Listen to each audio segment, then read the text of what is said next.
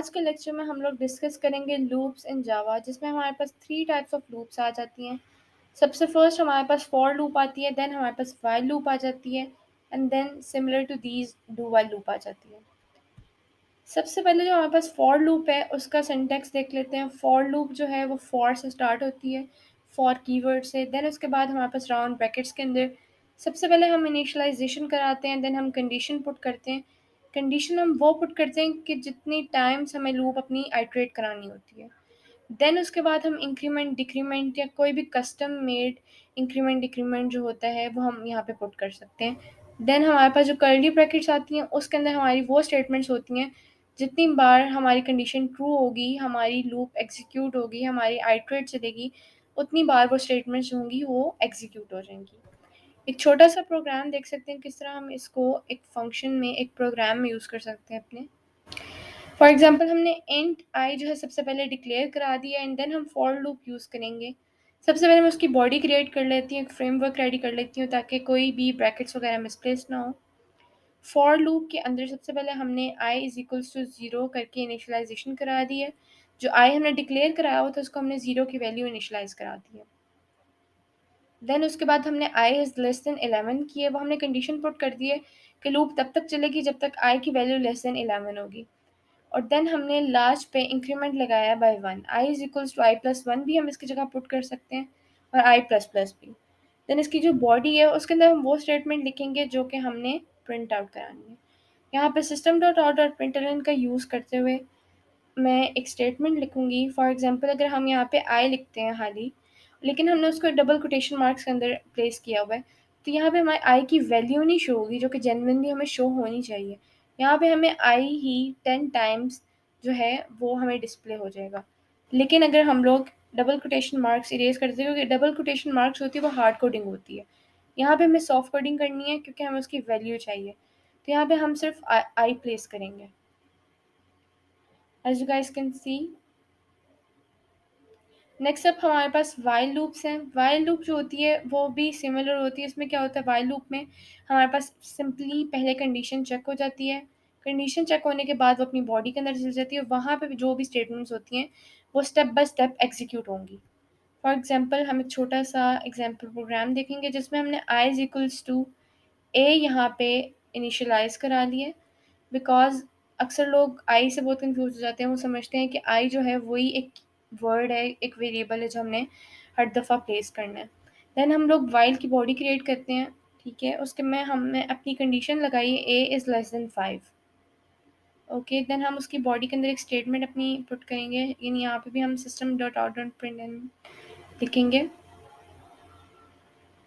उसके बाद इसके अंदर हम लोग ए प्लेस कर देंगे, एंड लेट्स सी कि हमारी आउटपुट क्या होती है। आप F11 का यूज़ करिएगा, उससे जो है हमारा प्रोग्राम जल्दी रन हो जाता है। देन यहाँ पे ए प्लस प्लस यानी कि इंक्रीमेंट है ये।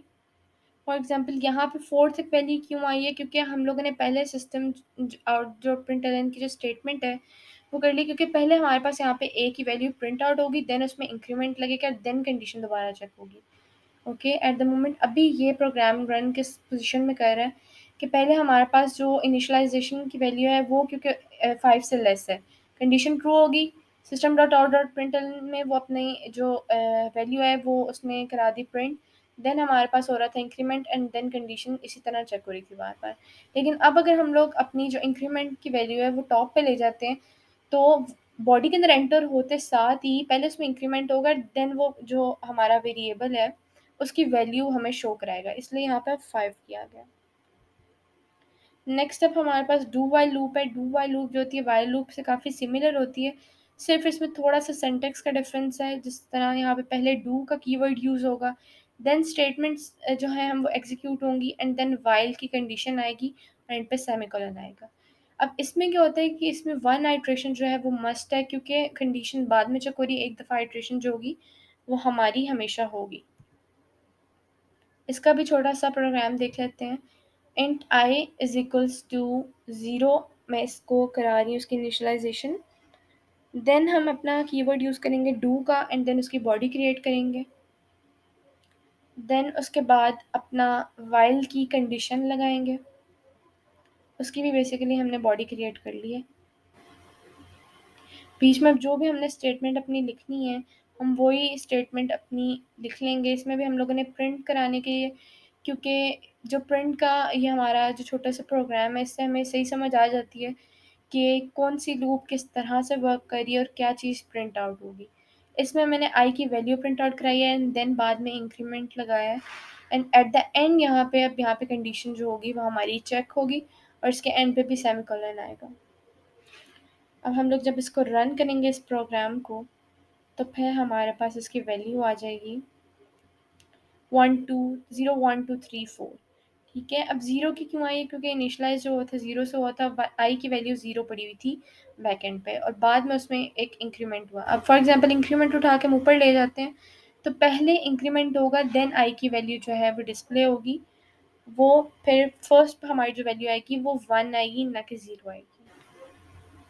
एक छोटा सा प्रोग्राम था, आप अपने प्रोग्राम्स में यूँ चेंजेस करके देख सकते हैं कि क्या इफ़ेक्ट होता है आपके आउटपुट पे आपके प्रोग्राम में। थैंक यू गाइस, आप लोगों को होपफुली समझ आ गई होगी इस जो हमने आज एग्जांपल्स की, आज जो हमने तीनों लूप्स पढ़ी। कोई भी क्वेरी हो, कोई भी क्वेश्चन हो, do ask, I will like to help you guys. Thank you and अल्लाह हाफ़िज़।